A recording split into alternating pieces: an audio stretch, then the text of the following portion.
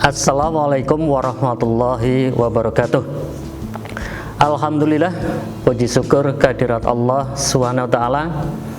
Pada pertemuan kali ini, walaupun sangat berbeda dengan pertemuan tahun kemarin, yang dimana tahun kemarin kita bisa tatap muka secara langsung, ngobrol secara langsung, tapi untuk kali ini kita ketemu di media yang berbeda, tapi insya Allah tanpa mengurangi semangat kita untuk selalu terus belajar dan belajar terus.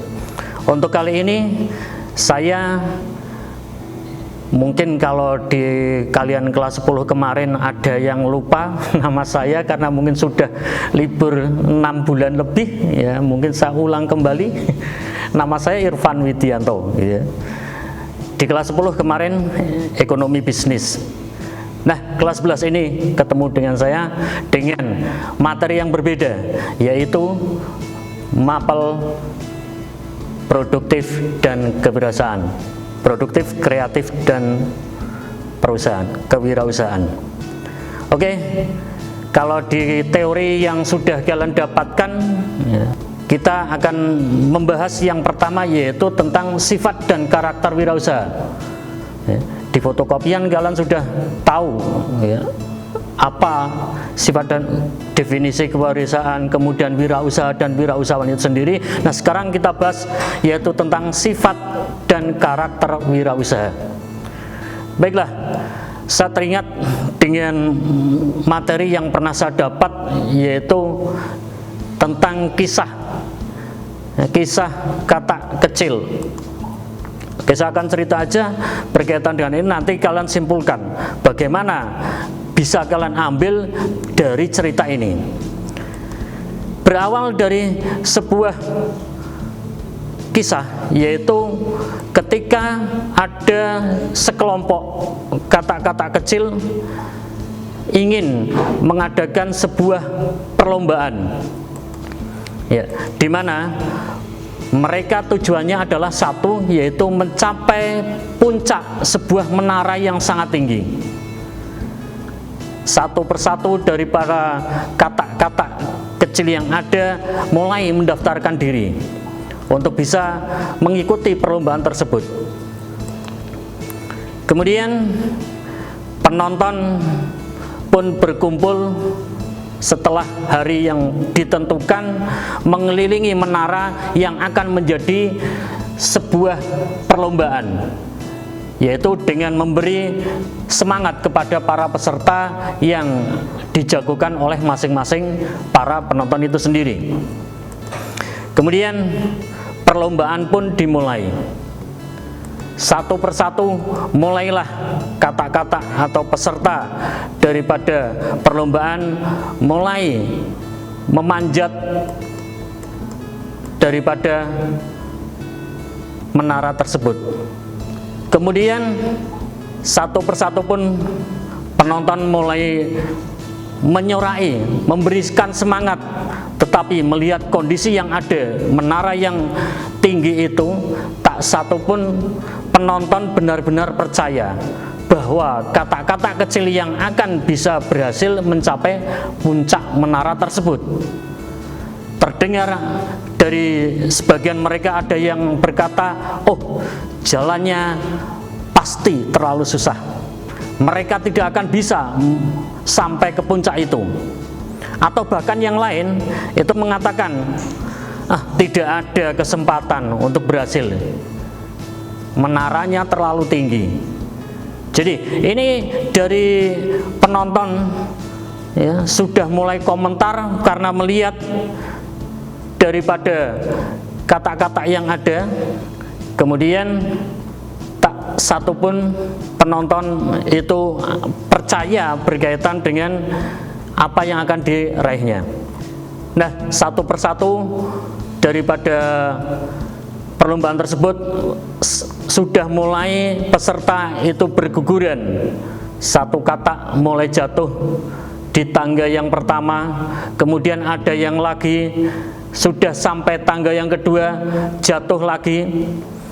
Kemudian terdengar ketika ketika melihat sudah mulai berjatuhan, ada kata yang masih terus mendaki, masih terus berusaha mencapai apa yang diinginkan. Dan benar saja, kita melihat ketika itu ada penonton yang sudah mulai pesimis dengan apa yang akan dihasilkan tadi. Perlahan-lahan semakin tinggi, terus kemudian bersorak-sorak. Hahaha, mereka mentertawakan, nekat mereka, terlalu susah, tak seekor pun yang akan berhasil. Inilah komentar-komentar yang disampaikan oleh penonton. Lebih banyak lagi kata kecil yang lelah dan menyerah. Kemudian setelah itu tak ada satupun yang istilahnya melanjutkan kecuali satu yang tetap melangkah ketika dia belum jatuh, kemudian bangkit lagi, menaiki lagi. Nah, inilah satu kata yang istilahnya tidak kenal menyerah. Akhirnya yang lain telah menyerah untuk menaiki menara, kecuali seekor kata tadi yang begitu berusaha keras dan berhasil menjadi satu-satunya sampai ke puncak.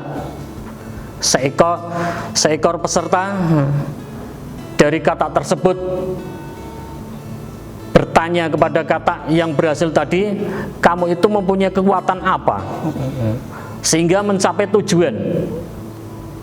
Kemudian ternyata ada satu kata, dia memberikan jawaban yang di luar daripada kenyataan mereka, yaitu kata tadi menjadi pemenang karena dia tuli. Ya. Tuli dalam arti bahwa di sini kata tersebut tidak mendengarkan apa-apa yang istilahnya menjadi yang pesimis, menjadi tidak bersemangat. Ya, dia tutup telinga masalah cemoohan atau mungkin ejekan atau mungkin ya kata-kata yang tidak mendukung untuk dia mencapai puncak tadi. Inilah kata kunci yang pertama. Nah, dari hal ini kita bisa mengambil kesimpulan bahwa yang namanya keberhasilan itu harus dengan tekad yang baja, dengan semangat yang kuat. Ya, kita melihat dari cerita ini bahwa ternyata tadi seekor kata kecil mampu untuk istilahnya mencapai puncak dengan satu kata kunci. Jangan sekali-kali mendengar kata orang lain yang mempunyai kecenderungan negatif ataupun pesimis. Dengan kata lain, kita harus tetap berpikiran positif dan juga kita harus optimis. Nah, ini kisah dari kata-kata tadi. Nah, kita kembali kepada sifat karakter wirausaha. Wirausaha pun harus seperti itu. Kita kadang melihat yang namanya wirausaha itu kadang dipandang sebelah mata atau bahkan menjadi alternatif yang terakhir. Ya, bisa dikatakan kalau dalam bahasa-bahasa yang ya lebih di masyarakat kadang dia menjadi digunakan ketika dia kepepet, atau kayak bahasa kita adalah manajemen of kepepet gitu ya. Ketika mendaftar ke sana tidak diterima, kemudian mendaftar pegawai negeri tidak diterima, dan baru mengambil posisi dia untuk wirausaha. Itulah karena manajemen of kepepet tadi. Itu bukan berarti salah gitu ya manajemen, tapi kalau kita lebih positif lagi, bahwa ternyata dari kewirausahaan lah, ya, dari para wirausaha lah, kita bisa melihat ya, pendapatan negara bisa tinggi karena wirausahawan banyak, karyawan bisa gaji dengan tinggi juga karena ada wirausaha. Jadi ini sebenarnya kalau kita kecenderungan ke arah situ, kita bisa menjadikan wirausaha itu sebagai alternatif. Kalau kita yang mungkin sudah menjadi karyawan dan sebagainya, mungkin kita bisa melatih ya, karyawan itu nanti bisa kita lebih optimal lagi menjadi wirausaha. Jadi kita mengumpulkan kaitannya dengan penghasilan kita, nanti kita istilahnya untuk berwirausaha yang lain. Jadi ini tentang wirausaha. Nah, karakter itulah yang harus dimiliki dari kisah tadi. Yang pertama, kita harus mengambil sebuah momentum yang baik. Kita ambil bahwa kewirausahaan itu menjadi alternatif kita, apalagi di masa pandemi COVID ini, ya, perusahaan-perusahaan bahkan sudah mulai gulung tikar, bahkan ada yang mem-PHK-kan karyawannya, kemudian pemerintah tidak membuka lowongan pekerjaan. Nah, ini menjadi momentum yang baik untuk kita mewujudkan ya, karakter wirausaha ini di dalam kita, diri kita untuk bisa lebih baik. Jadi ini yang istilahnya menjadi sifat karakter. Kemudian secara prakteknya ya, kita jangan istilahnya mengambil bahwa kewirausahaan itu hanya pada jurusan-jurusan tertentu atau pada istilahnya mapel-mapel tertentu. Tidak, karakter wirausaha bisa diterapkan di semua materi mapel atau semua kondisi. Di materi, misalkan di jurusan akuntansi juga bisa diterapkan, jurusan OTP juga bisa, kemudian jurusan TI pun bisa. Karena ini karakter ini cenderung untuk membawa mental kita menjadi ya mandiri. Di jurusan akuntansi bagaimana dia menjadi akuntan yang mandiri. Jurusan perkantoran pun bagaimana dia memanfaatkan bahwa perkantorannya itu nanti bisa membawa ke kemandirian. Apalagi di jurusan pemasaran yang relatif pelatihan untuk kewirausahaan lebih banyak. Ini akan lebih banyak lagi. Kemudian yang terakhir ya, saya sampaikan, marilah kita mencoba menarik tadi beberapa hal yang bisa kita tarik kesimpulan dari kisah tadi. Kita praktekkan. Nah, untuk praktek awal kalian mencoba melihat ya di kanan kiri kita, melihat yang kalian anggap berhasil atau kalian anggap sukses dalam berwirausaha, silahkan untuk bisa dekati ya. Bisa dekati, kemudian ngobrol dengan mereka, kemudian cari ilmu dengan mereka ya. Kemudian bisa kalian terapkan pada diri kalian sendiri. Pilih karakter-karakter itu, kemudian tanyakan beberapa hal yang membuat mereka berhasil. Kemudian ada juga mungkin kalau kalian melihat ada yang gagal, ya silakan analisa kenapa ya terjadi kegagalan tersebut. Ini prakteknya dalam kehidupan sehari-hari ya, kita untuk awal seperti itu, untuk melihat sifat dan karakter wirausaha. Karena beberapa penelitian mengatakan bahwa keberhasilan ada, saya pernah ya membaca bahwa keberhasilan di wirausaha yang namanya berusaha kemudian sampai 1 tahun, kemudian 1 tahun gagal, itu banyak, yang mundur itu banyak. Bahkan bisa mencapai 80% orang yang berusaha, kemudian setelah 1 tahun gagal, kemudian dia pesimis, kemudian dia mundur. Kemudian yang 5 tahun ya sampai berusaha 5 tahun ya, tambah lagi. Sampai 10 tahun tambah lagi. Sehingga kalau kita lihat orang yang sukses kebanyakan ya dia berusahanya itu lebih dari 10 tahun. Nah, rata-rata ya mungkin kecenderungan mungkin data yang ada untuk tahun-tahun sekarang mungkin saya belum update. Tapi wirausahawan yang sukses ya rata-rata antara 5 sampai 10 tahun. 10% maksud saya. 5 sampai 10%. Kita bayangkan kalau misalkan di Indonesia ada 200 jutaan ya paling 5 sampai 10% dari itu. Kalau yang terakhir saya baca hanya 5% sekian. Tapi kalau di negara-negara maju sudah agak lebih tinggi lagi persentasenya. Nah, ini kecenderungan karena dia wirausahanya bagus, ya, mentalnya bagus.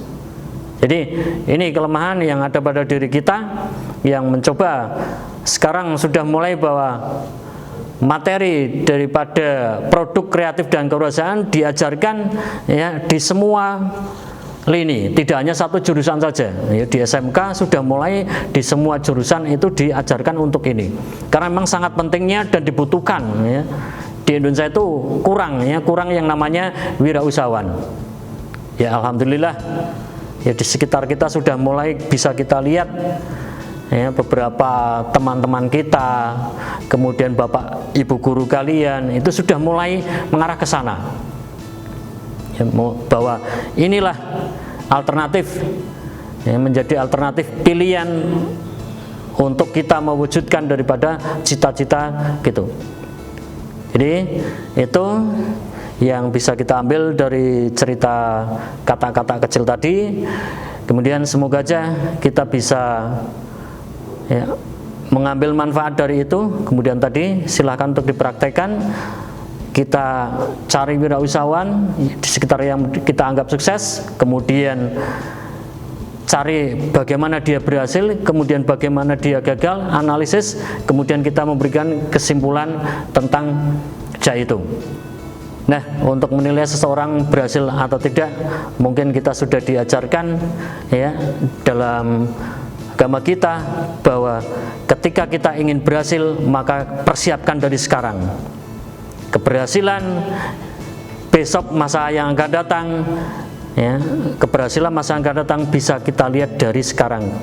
Kalau kita mempersiapkan untuk berhasil, maka insya Allah kita tidak jauh dari keberhasilan itu. Tapi kalau sekarang kita sudah mempersiapkan untuk tidak berhasil, misalkan kita tidak disiplin, kemudian tidak jujur, kemudian lain itu kita sudah mempersiapkan ketidakberhasilan, maka ya masa depan kita ya tidak jauh dari itu.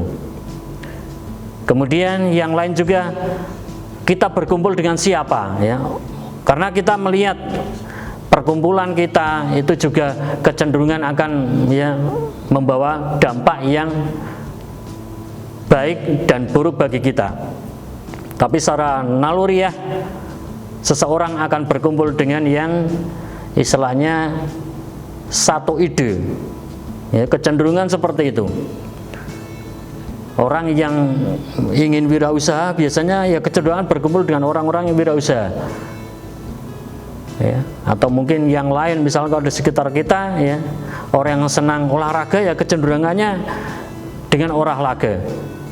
Nah ini faktor relasi, faktor partner ini menjadi ya, kita usahakan juga karena mempengaruhi daripada keberhasilan. Oke, saya kira itu saja yang bisa saya sampaikan secara singkat. Semoga bisa diambil manfaatnya. Kita akan ketemu lagi di materi yang lain. Dan jangan sampai lupa bahwa karakter dan sifat wirausaha sangat dibutuhkan. Terima kasih. Assalamualaikum warahmatullahi wabarakatuh.